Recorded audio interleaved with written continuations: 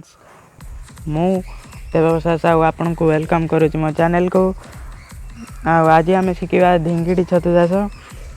यहाँ बहुत दुखे कहूँ कारण मुझे पाଳ छतु चाष भिडियो केमी प्रस्तुत कराए से भिडियो कही जे फॉलो करने को लाइक करने को शेयर करने को किंतु कलानी किंतु मो भिडियोटी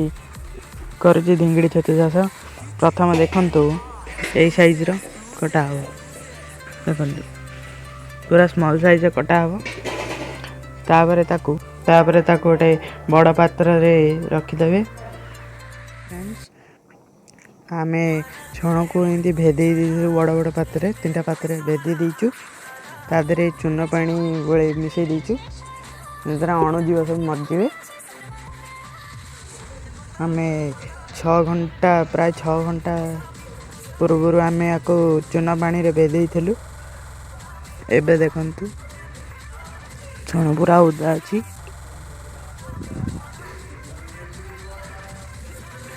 आपर आम बेड़ पकाइवाई वीडियोटी को देखिए लाइक शेयर सब्सक्राइब करेंगे तेरे वीडियोटी आप संपूर्ण बुझीपारे आप सहजरे निज घर एमती पाଳ छतु चाष ढिंगी छतु चाष सब करें। आपड़ जदि पाଳ छतु चाष मो पाଳ छतु चाष वीडियो पकई जाको आप मो डिस्क्रिप्शन बॉक्स रे देखिदेवे। देखो छण आमर देख रेडी अच्छी टोटाली देखिए पूरा रेडी अच्छे। देखो छतु चाष करने किसी सामग्री दरकार छण अच्छी देखो पेपर किसी आमर छतु जो करने जरी देखो जरी आप गोटे हाथोड़ी आ छतु मंजी आ गोटे पात्र दरकार काच भांगिना आम इधर रखिए उपादान दरकार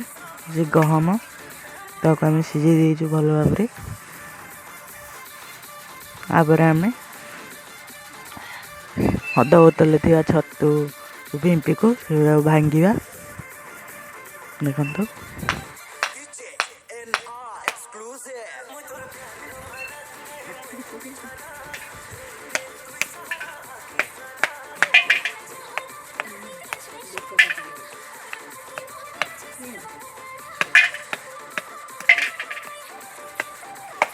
सावधान या छड़े काच जिनस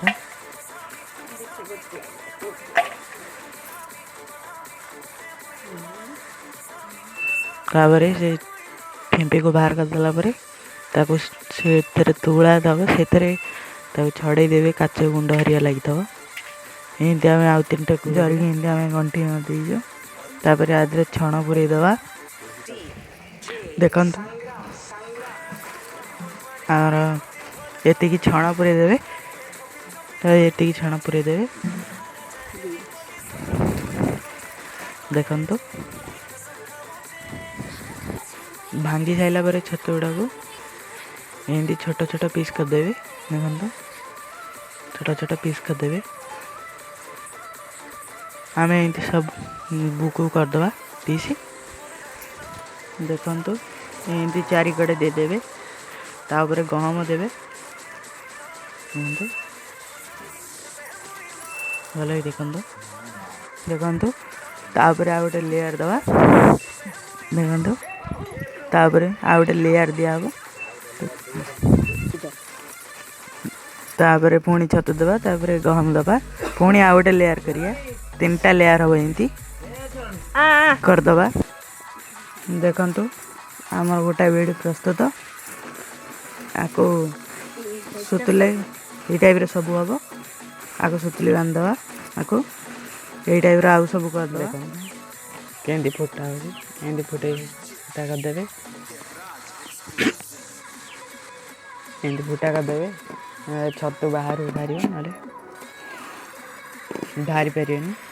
फुटा करदे